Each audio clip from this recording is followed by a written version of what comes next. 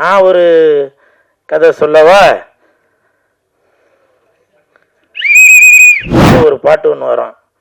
விரல வச்சா விசில் வரும், கண்ணை செஞ்சா காதல் வரும். விரல் விசிலு, சைடில் வந்து விரல் விசிலு அப்படின்னு போட்டிருப்பேன். இந்த பக்கமும் கண்ணை செஞ்சா காதல் வரும் அப்படின்னு சொல்லி அது போட்டிருப்பேன். இந்த விசில் இப்போது விஜய் சாருக்கு கட்சியில் சின்னமாக இது கொடுத்துருக்காங்க. சின்னமாக இருக்கும். ஆனால் நான் காலையில் 6 மணிக்கு எழுந்துக்கிறது, வீட்டில் குக்கர் விசில் அடிக்கும், குப்பை வண்டி வந்து விசில் அடிக்கும், பஸ்ஸில் போகும்போது கண்டக்டர் விசில் அடிப்பார். காதல் கதை சொல்லவா இந்த ஆடியோ ரிலீஸ் ஃபங்க்ஷனுக்கு நான் இங்கே வந்திருக்கப்போ நான் காரை ரிவர்ஸ் எடுக்கும்போது செக்யூரிட்டி விசில் அடித்தார். லெஃப்ட் வாங்க, லெஃப்ட் வாங்க அப்படின்னு சொல்லி சொன்னார். பகிரங்கமாக வந்து காட்டிக்கொள்ள நினைப்பவர். இதை வந்து காம்ப்ளிமெண்ட்டாக அவருக்கு சொல்கிறேன். சில பேர் அதை வந்து பண்ணுறதுக்கு தயங்குவாங்க. யார் என்ன வேணாலும் பேசுங்க, நான் இதுதான் அப்படின்ட்டு அவருக்குன்னு ஒரு பாதையை சூஸ் பண்ணி சார் வந்து பயணம் பண்ணிகிட்டே இருக்கார். பிக் பாஸ் கூட வந்து போயிட்டு அங்கேயும் போய் பயங்கரமாக கலக்கிட்டு வந்தார். தொடர்ந்து பல படங்களில் அவர் இருக்கிறதையும் பார்க்க முடியுது. எல்லா பட ரிலீஸில் அந்தந்த படத்துடைய ப்ரொமோஷன்ஸ்க்காக அந்த நடிகர்கள் வராங்களோ இல்லையோ தலைவன் வந்து நிற்பார். அங்கே வந்து நெகட்டிவ் ப்ரொமோஷன்னாலே அது வந்து நம்மளுடைய கூல் சுரேஷ் தான். ஆனால் அவர் பேரில் பார்த்தீங்கன்னா கூல் அப்படின்றது மட்டும் இருக்கும். பட் கூலான நடிகர். ஏன் நெகட்டிவ் கொடுக்குறாருன்னா ரீச் ஆகும் அப்படின்றதால கொடுக்குறாரு அப்படின்னு நினைக்கிறேன். வாங்க, நான் நிறைய இன்னும் பயங்கரமாக பேசுகிறோம் அப்படின்ட்டுலாம் நினச்சேன். பட் உங்கள் அளவுக்குலாம் பேச முடியாதுன்னு நினைக்கிறேன். ஸோ கூல் சுரேஷ் அவர்களை பேசுவதற்கு அன்புடன் அழைக்கிறோம். இந்த படத்தில் ஒரு முக்கியமான ரோல் வேறு சார் பண்ணியிருக்காரு. வாங்க சார். அந்த கண்ணாடியை மட்டும் கழட்டிட்டு பேசுனீங்கன்னா. கண்ணாடியை கழட்டினா பயம் வெளியில் தெரியும். மேடையில் அமர்ந்திருக்கும் அனைவருக்கும் வணக்கம். மேடையை நோக்கி அமர்ந்திருக்கும் உங்களுக்கும் வணக்கம். பத்திரிகை நண்பர்கள், ஊடக நண்பர்கள், இணையதள நண்பர்கள், பிஆர்ஓ புவன் வந்திருக்காரா, அனைவருக்கும் வணக்கம். மேடையில் பேசி கைத்தட்டல் வாங்குகிற அளவுக்கு நான் பெரிய பேச்சாளர் இல்லை. தயவு செஞ்சு நீங்களே ஒரு தடவை கைத்தட்டிருங்க. இந்த கைத்தட்டல்கள் அனைத்தும் காதல் கதை சொல்லவா அந்த டீமுக்கு தான் போய் சேரும். இந்த படத்தில் இயக்குனர் நான் ஷூட்டிங் ஸ்பாட்டுக்கு போயிருக்கப்போ நடித்து காமிச்சார். இப்போ கண்ணாடியை கழட்டுறேங்க, அப்படி ஒரு நடிப்புங்க சார். நான் அன்றைக்கே உங்களுக்கு ஸ்பாட்லேயே சொன்னேன். அதனால தான் நேஷ்னல் அவார்டு, நிறைய அவார்டு எல்லாமே கேரளாக்காரங்க வாங்கிட்டு போகிறாங்க. அப்படி ஒரு பர்ஃபார்மன்ஸு அதை நடித்து காமிச்சார். அந்த ஸ்பேனரு அந்த இதெல்லாம் அப்படி எடுத்து வைக்கிறதெல்லாம் இன்னமும் எனக்கு கண்ணு முன்னாடி அப்படியே இருக்குது சார். அவ்வளோ சூப்பராக அது வந்து இப்போ எப்படி நடிக்கணும் அப்படின்னு சொல்லி காமிச்சார். இங்கே தமிழில் வந்து நான் பி வாசு சார் படத்தில் நடிச்சிருக்கேன். அவரும் அதே மாதிரி நடித்து காட்டுவார். விக்ரமன் சார் படத்துலேயே நடிச்சிருக்கேன். இவங்கெல்லாம் நடிக்கும்போது எப்படி நம்ம உணர்ந்தோமோ அந்த மாதிரி ஒரு டைரக்டர் வந்து சனில் சாரா, அவர் வந்து சின்ன டைரக்டராக பெரிய டைரக்டராக என்னன்னு தெரியாது. ஆனால் அவர் அந்த ஷூட்டிங் ஸ்பாட்டில் அவர் நடித்தது அப்படி இன்னமும் என் கண்ணு முன்னாடி அப்படியே இருக்குது. அவ்வளவு பிரமாதமாக பெர்ஃபார்ம் பண்ணி அதை இது பண்ண, நான் அதில் ஒரு 10% தான் எனக்கு தெரிஞ்சு நடிச்சிருப்பேன். அவ்வளவு சூப்பராக பெர்ஃபார்ம் பண்ணியிருந்தார். அவருக்கு என் மனமார்ந்த வாழ்த்துக்கள். அதே மாதிரி peppermint sir, you don't worry sir, I have little English. இல்லை, இவர் வணக்கம் சொல்கிறார். அப்போ அவர் பெப்பர்மெண்ட்டா, இவர் பெப்பர்மெண்ட்டா? கருப்பு சோக்கா தான் பெப்பர்மெண்ட்டா? அப்போ அவர் வெள்ளை சோக்கா? அவர் ஏதோ தமிழ் இங்கிலீஷ் சார். கருப்பு சோக்கா சார் ப்ரொடியூசர் சார், அவர் தமிழ் தெரியுமா? Oh, peppermint means pepper omelette, pepper பாகுந்தி. ஓ, அது அப்போ என்ன சொல்லுவாங்க ஹிந்தியில்? பகுத் அச்சா. You don't worry sir, omelette put பெப்பர்னா பகுத் அச்சா. Wait and see, when release I am there, put all peppermint. Okay, so don't worry, I will support. என்னது தமிழில் பேசவா? ஸோ அப்படி இந்த படத்துக்கு கண்டிப்பாக ஒரு மிகப்பெரிய வெற்றியை இந்த படம் வந்து கொடுக்கும். அதே மாதிரி நக்குல் பிரதர் இப்போ என்னை பார்த்தவொன்னே சொன்னார், ரொம்ப ஸ்மார்ட் ஆகிட்டீங்க அப்படின்னு சொல்லி சொன்னார். அதற்கு காரணம் நக்குல் தான். ஏன்னா பொய்லாம் இல்லைப்பா, வீடியோவில் ஆதாரத்தில் இருக்குப்பா. அவர் வந்து சொன்னார். அதுக்கு காரணம் வந்து அவர் தான். ஏன்னா பாய்ஸ் படத்தில் அவர் எப்படி இருந்தாரோ இப்போது எப்படி இருக்கார் பாருங்கள். ஸோ இதெல்லாம் வந்து நான் ஜிம்முக்கு போகும்போது யோசிச்சு பார்ப்பேன், அப்படி இருந்தார் இப்போ இப்படி இருக்காரு. ஸோ அவர் எனக்கு ஒரு இன்ஸ்பிரேஷன் தான். இப்போ கூட சாங்கில் பார்த்தேன், இப்போ சமீபமாக நான் ஆடியோ ரிலீஸ்க்கெலாம் கோட்டு ஷூட்லாம் போட்டு வரேன், பார்த்துருப்பீங்க. அதுவும் ஒன் ஆஃப் த யூ தான் காரணம். ஏன்னா கோட்டு ஷூட்லாம் போட்டு ஒரு ஸ்மார்ட்டாக இருக்கார். அது மட்டும் இல்லை, நான் தேட்டரில் போய் சில அலப்பறைலாம் பண்ணுறேன்ல, அதுக்கும் அவர் தான் காரணம். அந்த எனர்ஜி, அந்த டாம் அண்ட் ஜெர்ரி எப்படி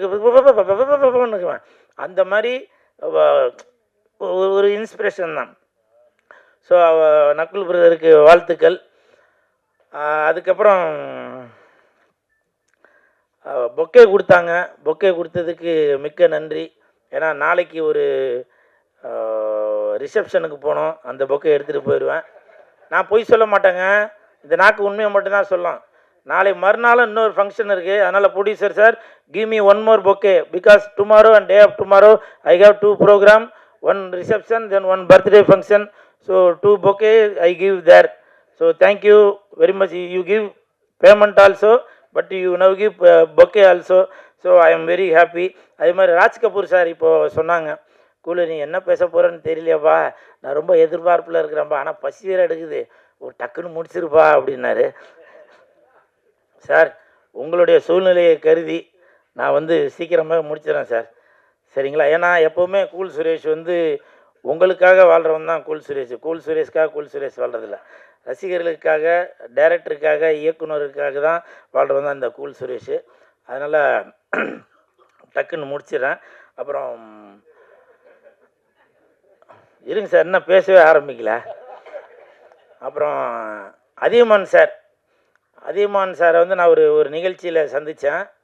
அப்போது வந்து கூலு படத்தில் ஒரு கேரக்டர் ஒன்று இருக்குது, நான் ஒரு வாரத்தில் கூப்பிட்றேன் அப்படின்னா, அதே மாதிரி கரெக்டாக ஒரு வாரத்தில் கூப்பிட்டு காஸ்டியூம்லாம் அளவெடுக்கணும், சம்பளம்லாம் என்னென்னு பேசிக்கிங்கப்பா அப்படின்னு அது சொன்னார். அது எனக்கு வந்து ரொம்ப ஆச்சரியமாக போச்சு. ஏன்னா இப்போ கூட சரி நிறையா பேர் பார்த்துட்டு அக்குள்ளே நம்ம அந்த படத்தில் மீட் பண்ணுவோம், இப்படி மீட் பண்ணுவோம், அப்படி ஏதோ ஒன்று வாயில் சொல்லிட்டு போவோம். ஆனால் சொன்னதை கரெக்டாக அதை வந்து செயல்படுத்தியும் காட்டினார். இப்போ இந்த இடத்துல ஒரு எக்ஸாம்பிள் நடந்துச்சு. நான் நடந்து வந்தேன், அதியமான் சார் வந்து ஒரு 5 சீட்டு தள்ளி உட்காந்துருந்தார். அவர் நான் போய் வணக்கம் சொன்னேன், அந்த 5 சீட்டு தள்ளி இருக்க அவர் எழுந்து இப்படி கை ஊற்றுட்டு உட்காராருங்க. இதுதாங்க மனுஷன்றது. ப்ளீஸ் ஒரு கிளாப் கொடுங்களேன். இல்லை இந்த பண்பு சொல்கிறேன், அதனால தான் அவர் இந்தி படத்தில் போய் சல்மான் கான், ஷாருக் கானை வச்சு கூட படம் எடுத்திருக்காருன்னு நினைக்கிறேன். அந்த பண்பு தான் இன்றைக்கி பாருங்கள். நான் ஒரு சாதாரணமானவன், எனக்கு எழுந்து நின்றுலாம் கை கொடுக்கணும்னு அவசியம், ஹலோ அப்படின்னு சொல்லிட்டு போயிருக்கலாம். ஆனால் அந்த பண்பு பார்த்தீங்களா சார்? அதியமான் சார், நீங்கள் அதியமான் மட்டும் இல்லை, அசராத மான், அன்பான மான், பண்பான மான், பாசமான மான். நீங்கள் போயிருக்கீங்க அந்தமான், அதனால தான் இந்தி நடிகரை இயக்கியிருக்கீங்க சல்மான். உங்களுக்கு என் மனமார்ந்த வாழ்த்துக்கள். அப்புறம் படத்தோட பேர் பார்த்தீங்க காதல் கதை சொல்லவா. நான் ஒரு கதை சொல்லவா? இது என்ன கதைன்னா, நான் என்னோட முதல் படம் வந்து காதல் அறிவதில்லை. என் தலைவன் டிஆர் ஐயா அவர்கள் இயக்கி இசையமைத்த படம். அந்த படத்தில் வந்து ஒரு பாட்டு ஒன்று வரும், விரலை வச்சா விசில் வரும், கண்ணை செஞ்சா காதல் வரும், விரல் விசிலு அப்படின்னு ஒரு பாட்டு ஒன்று வரும். அப்போது என்னோடய பைக்கில் 2 கன்று வச்ச பைக் அது, ஒரு சைடில் வந்து விரல் விசிலு அப்படின்னு போட்டிருப்பேன், இந்த பக்கமும் கண்ணை செச்சா காதல் வரும் அப்படின்னு சொல்லி அது போட்டிருப்பேன். அது அந்த நேரம் அப்படி ஒரு பந்தாவாக அப்படியே இது பண்ணிகிட்டு இருந்தேன். அந்த விசில் இப்போது விஜய் சாருக்கு கட்சியில் சின்னமாக இது கொடுத்துருக்காங்க. அவருக்கு மனமார்ந்த வாழ்த்துக்கள். இப்போ உங்களை பொறுத்த வரைக்கும் அது வந்து கட்சியில் சின்னமாக கொடுத்துருக்காங்க விஜய் சாருக்கு. இப்போ கூட நான் இந்த காதல் கதை சொல்லவா படத்தில் நான் ஒரு கதை தான் சொல்கிறேன். ஆடியோ ரிலீஸில் இதை கண்டிப்பாக சொல்லி ஆகணும். இது வந்து ஒரு சின்னமாக இருக்கும். ஆனால் நான் காலையில் 6 மணிக்கு எழுந்துக்கிறது, வீட்டில் குக்கர் விசில் அடிக்கும், 8 மணிக்கு குப்பை வண்டி வந்து விசில் அடிக்கும், 10 மணிக்கு நான் பஸ்ஸில் போகும்போது கண்டக்டர் விசில் அடிப்பார், 12 மணிக்கு நான் படம் பார்க்குறதுக்கு தேட்டருக்கு வரும்போது ரசிகர்கள் என்னை பார்த்து விசில் அடிப்பாங்க, 3 மணிக்கு என் பையனை ஸ்கூல்லேருந்து கூட்டிகிட்டு வர போகிறப்போ அப்போ பிடி வாத்தியார் விசில் அடிப்பார். இப்போ கூட காதல் கதை சொல்லவா இந்த ஆடியோ ரிலீஸ் ஃபங்க்ஷனுக்கு நான் இங்கே வந்திருக்கப்போ நான் காரை ரிவர்ஸ் எடுக்கும்போது செக்யூரிட்டி விசில் அடித்தார். லெஃப்ட் வாங்க லெஃப்ட் வாங்க அப்படின்னு சொல்லி சொன்னார். அது மட்டும் இல்லை, நைட்டு 11 மணிக்கு மேலே எதுனா நீங்கள் தப்பு தண்டா ரோட்டில் எதனா பண்ணினீங்கன்னா போலீஸ் வந்து 11 மணி ஆச்சு கிளம்புங்க அப்படின்னு பீச்சிலெலாம் கூட சொல்லிகிட்டு இருப்பாங்க. அப்படி இந்த விசில் வந்து எல்லாத்துக்கும் பயன்படுறது. இதை வச்சு நான் வந்து விஜய் சாரை வந்து ஏதோ மறைமுகமாக ஏதோ சொல்கிறேன் அப்படின்னு. அவர் வந்து என்னோடய அண்ணன், சரிங்களா? நான் அவருடைய தம்பி. தயவு செஞ்சு நீங்கள் ஏதோ இன்டெரக்டாக வேறு எதுவும் போட்டு விட்டுறாதீங்க. ஏன்னா நான் எது பேசினாலுமே அது இப்போ கூட இந்த தங்கச்சி சுமையாக என் தலையில் சுமையை வச்சுட்டு போயிட்டோம்மா. நான் ஏதோ ரிவ்யூ கொடுக்குறாரு நல்லா கொடுக்குறாரு சொன்னால் அவர் நெகட்டிவாகவே கொடுத்துட்டு போகிறாரு அப்படின்ட்டீங்க. அந்த மாதிரி நான் எப்போவுமே விஜய் சாருக்கு சப்போர்ட்டாக உள்ள ஆள் தான். அதுக்காக நான் டிவிக்கான்னு கேட்காதீங்க. எனக்கு ஒரு கட்சி இருக்குது, சிஎஸ்கே கட்சி, கூல் சுரேஷ் கட்சி, சரிங்களா? அதுக்கு நீ ஓட்டு போட்டுருமா, சரிங்களா?